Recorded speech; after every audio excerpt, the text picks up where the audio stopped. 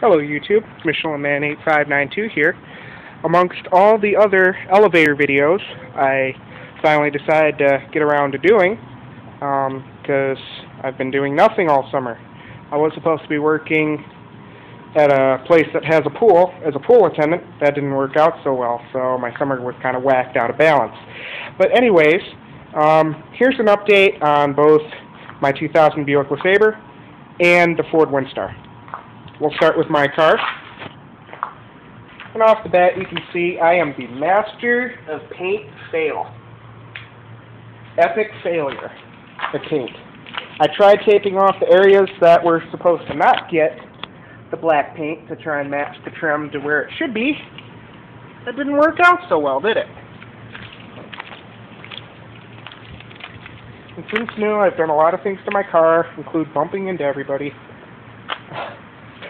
One person. All I've had in an accident was just a little swap of paint, if you will. That bumper stickers.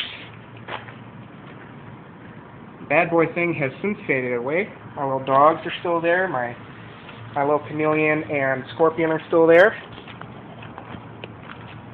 I have since replaced the catalytic converter. I've replaced the hood struts. Trunk latch I had to have replaced. My right turn signal hasn't been functioning in a long time. The camera's picking that up real well. So I tried color blending it because it also has the same thing. You can see that. Parked in the carport at the moment. Headlight's still kind of iffy. That's way iffy. The camera's picking up more than it should be. I tried color matching the paint. That didn't work out so well. Numerous dings, dents, scratches, blemishes, you name it. And yes, that window still has not been fixed. ABS still hasn't been fixed. Airbags still haven't been fixed. And it has 103,807 miles on the clock. But, you know what? It still starts up and runs. That's rubbed off. Don't care. You know what I named it, YouTube? Beater Buick. Yes, I know some people are wacko, and I must be too, because I finally gave my car a nickname.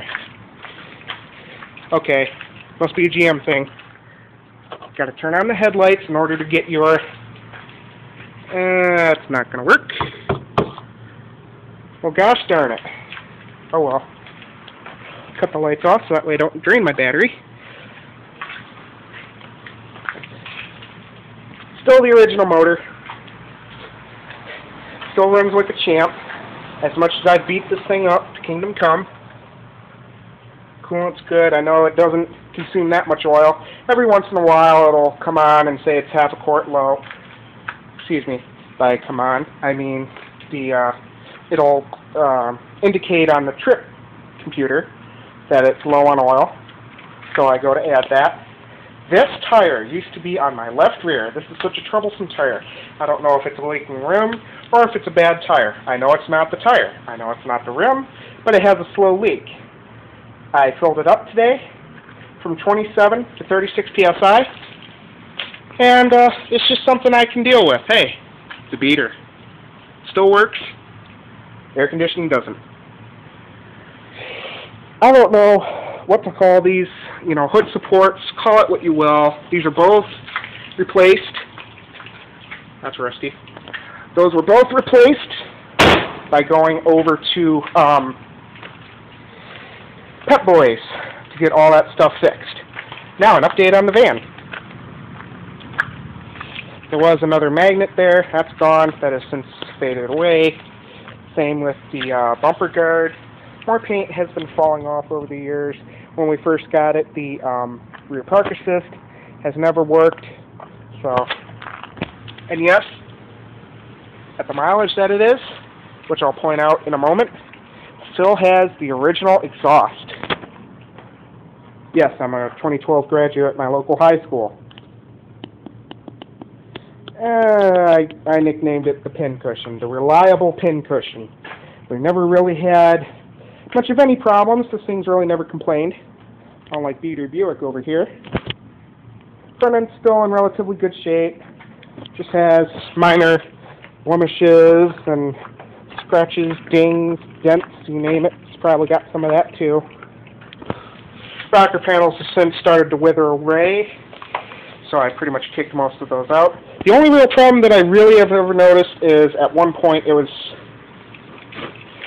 first of all, unlocking it, dent there. I accidentally got overzealous with the handle. Anyways, back to my point, the only real problem that we've ever had with this thing, it went low on transmission fluid once.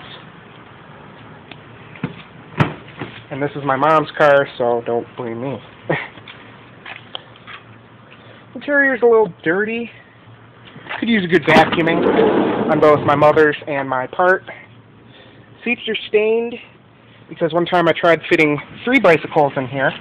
Yes, 3 bicycles in here without taking the seats out. That wasn't such a good idea. Yeah, bad idea. Extra carpeted floor mats, which was a pretty nice idea. The headrests themselves for this 3rd row bench are actually a bag on the seat because my mom is short. Unfortunately, she can't see over them. Let's see if we can get the mileage without having to turn the key, because I don't want to have to prime it because my car, Beater Buick, has a tendency to flood. Let's see. Fail.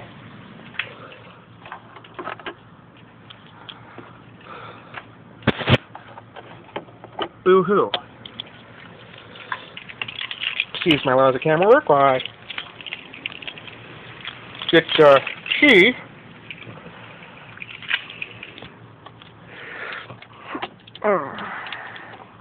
Get my finger out of the way.